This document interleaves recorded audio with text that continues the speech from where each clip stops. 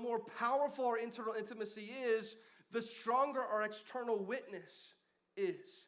And that's true about life, not just about spiritual things, that's true about life. You think about that.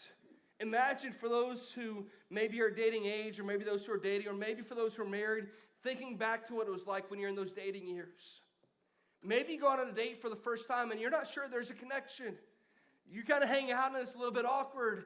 You don't tell anybody at all about it. Maybe your best friend.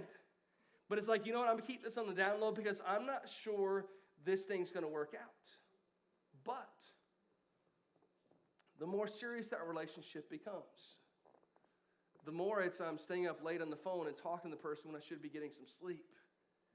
The more I start to feel that giddy, feel-good emotion that we often confuse with love. It's more infatuation than love, but it feels good.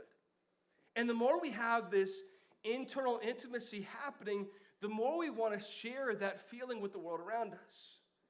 And the more intimate that attention is, the more external our witness is. Before we know it, we're opening up our phones and we're taking selfies with the one that we care about.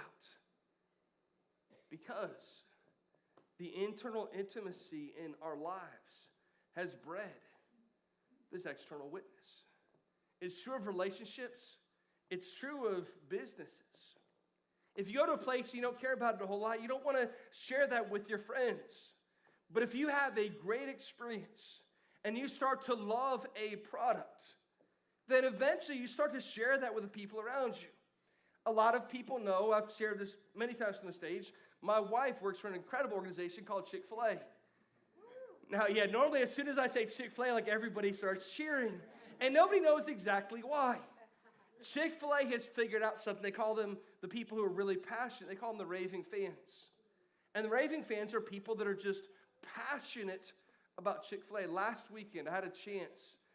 The Tampa Bay Market had been a part of the Gasparilla Kids Parade.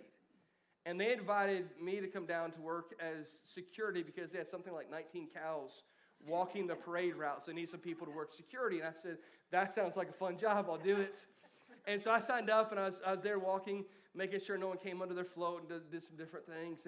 And the thing that I saw was that there were other floats in front of us.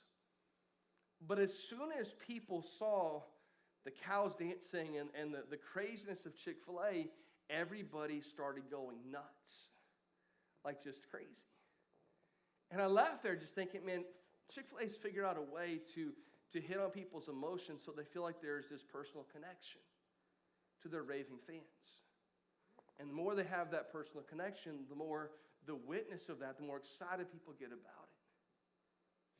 Well, the same thing's true about our faith with Jesus. See, we can say we're on Team Jesus and we show up at church, but if there's not an intimacy being bred all week long, then our external witness is diminished just a little bit because our passion isn't tied closely with the faith that we say that we possess. The early church said, we've encountered Jesus, we've had this personal experience with him, and because of that, we want to share that message with everybody that we know.